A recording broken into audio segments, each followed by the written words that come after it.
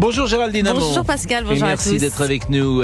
Bonjour Julien Blanc. Bonjour Pascal. Qui est avec nous aujourd'hui puisque la Miss Fabrice Lafitte n'est pas là. C'est le jour de CSE et si vous nous suivez régulièrement, c'est également jour de CSE pour Mélanie Dez. Émilie.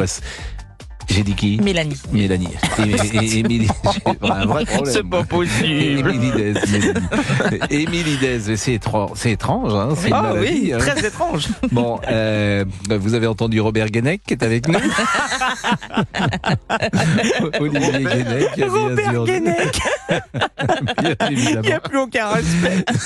Attendez, Robert Pires, Robert Guenec. Oui, Bon. vous avez raison. Et puis, je salue évidemment notre camarade Laurent Tessier qui est Enchanté. à la rédaction en chef de cette émission. Nous allons être dans une seconde avec Guy Roux, le mythique entraîneur de la JOCR. Il s'est confié à nos confrères du Figaro et ça déménage. Olivier Delagarde en a parlé ce matin sur Europe 1 dans sa revue de presse. Écoutez Olivier. Le papy du foot français reçoit les reporters du journal, Baptiste Després, Gilles Festor autour d'une bonne table à Auxerre, Chablis, escargot en godet, magret de canard au fruit. Mais le plat de résistance, c'est quand les journalistes l'interrogent sur ses regrets comme entraîneur. Réponse de Guéroux, ne pas avoir gagné la Coupe d'Europe avec Auxerre. En 2005, on a été volé en quart de finale par les Russes du CSKA à Moscou. L'arbitre était acheté, affirme-t-il. Je vais vous raconter une anecdote qui pourrait nous valoir la prison, poursuit Guéroux. Après le match aller, j'avais des suspicions et j'ai demandé à un gars de chez nous d'aller fouiller les sacs des arbitres allemands pendant le match. Il revient me voir blême et me dit « Il y a des montres superbes avec des rubis ». J'avais 10 minutes pour prendre la bonne décision. J'ai pris la mauvaise, je ne les ai pas dénoncées et j'ai été plus imbécile encore, ajoute-t-il, en ne piquant pas les montres.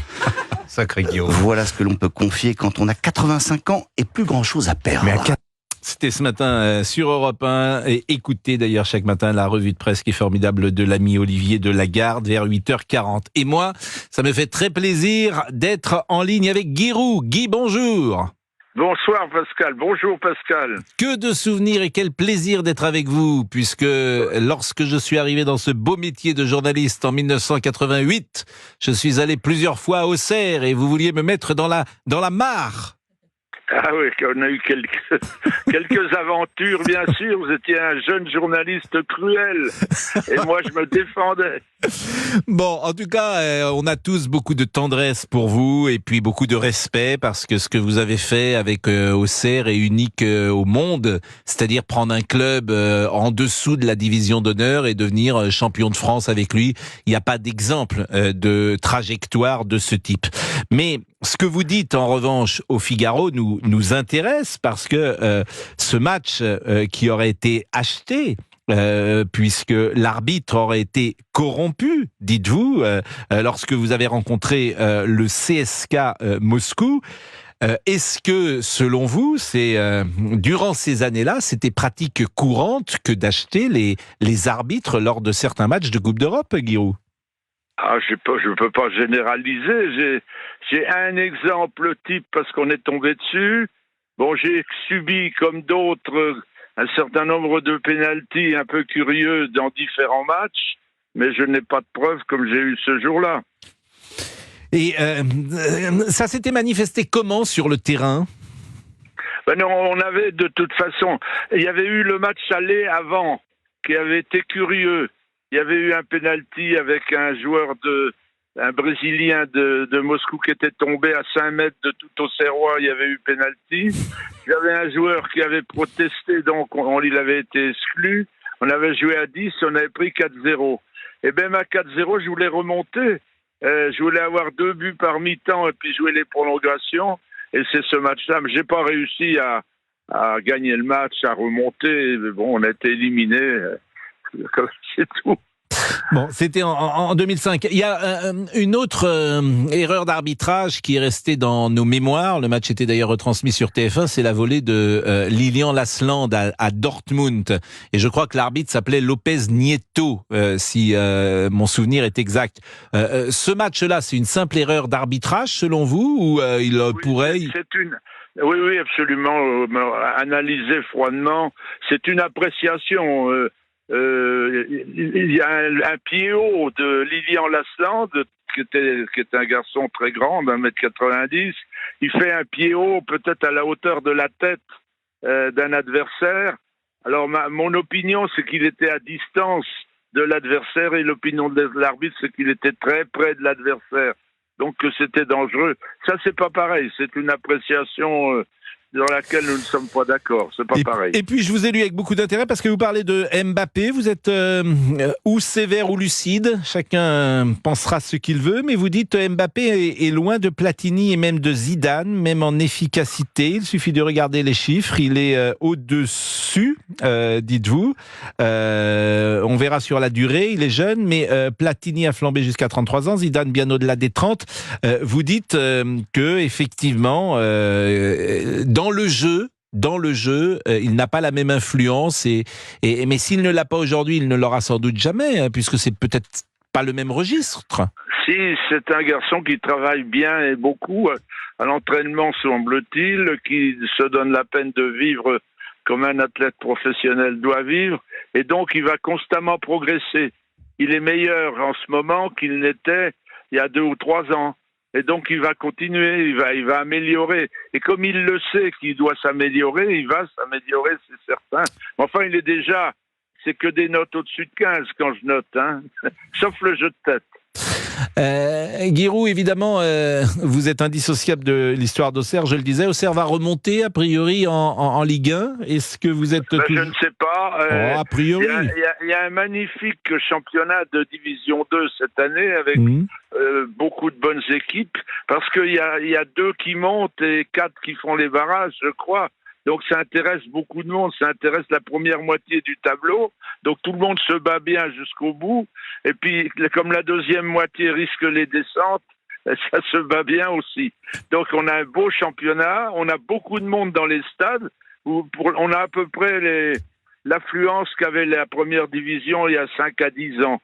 Il y a des stades pleins, Saint-Étienne plein pour un match de deuxième division, Auxerre plein, comme ça n'a jamais été. Et puis il y a un perfectionnement qu'il n'y avait pas.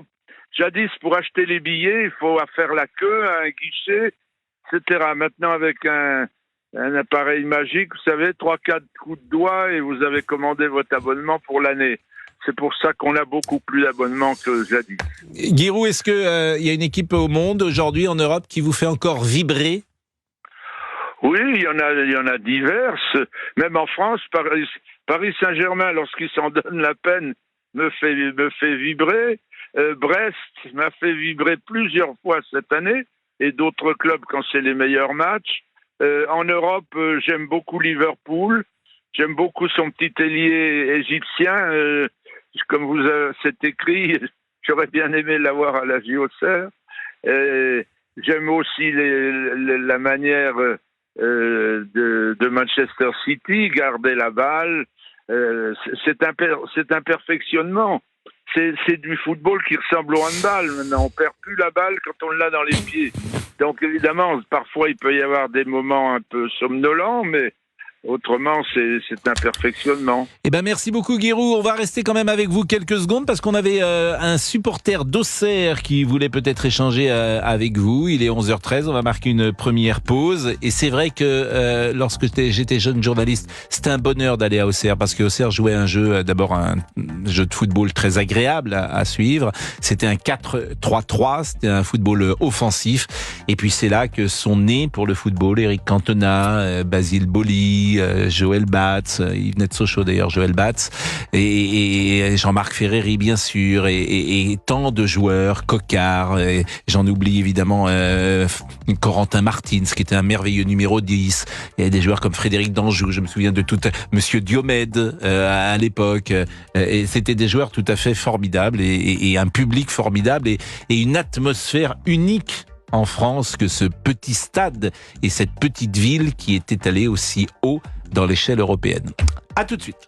Et nous sommes donc avec Giroud, bien sûr, toujours, mais surtout avec peut-être une supportrice, une fan de Giroud. Bonjour Catherine. Bonjour Pascal Pro, bonjour Monsieur Giroud. Bonjour madame. Catherine, vous êtes une Auxerroise ? Oui, je suis de la région Bourgogne, en fait, je suis née à Vallon. Et j'ai suivi l'AJ Auxerre pendant de nombreuses années et le club a fait ma fierté pendant de nombreuses années. Après expatrié sur la région parisienne, je continuais à suivre cette équipe de cœur en fait. Et vous avez peut-être une question à poser à Giroud ?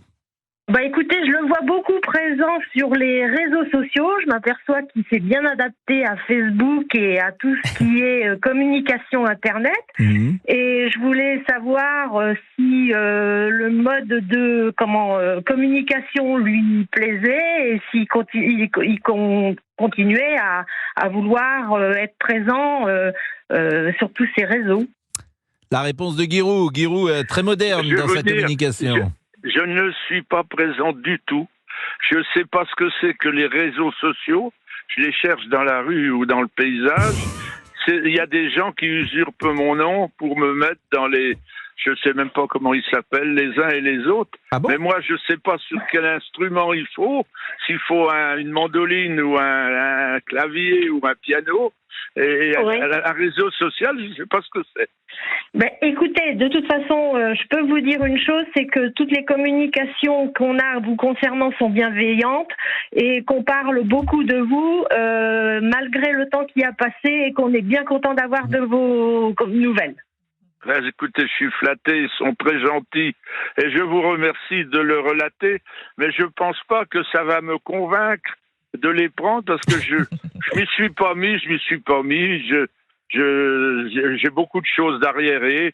Par exemple, je communique par un vieux truc qui date des Gaulois, c'est-à-dire une enveloppe et puis un timbre et puis la poste et puis etc. Et ça suffit. Et le téléphone quand même, et puis la radio et la télé. Vous voyez, ça fait quand même beaucoup de choses. Le principal, c'est qu'on ait de vos nouvelles et de bonnes nouvelles. Merci. Merci beaucoup, Catherine. On est content de vous voir et on est content. Ça nous rappelle de très bons souvenirs. Et malheureusement, le temps a passé, mais on garde de super souvenirs des matchs à la GIA.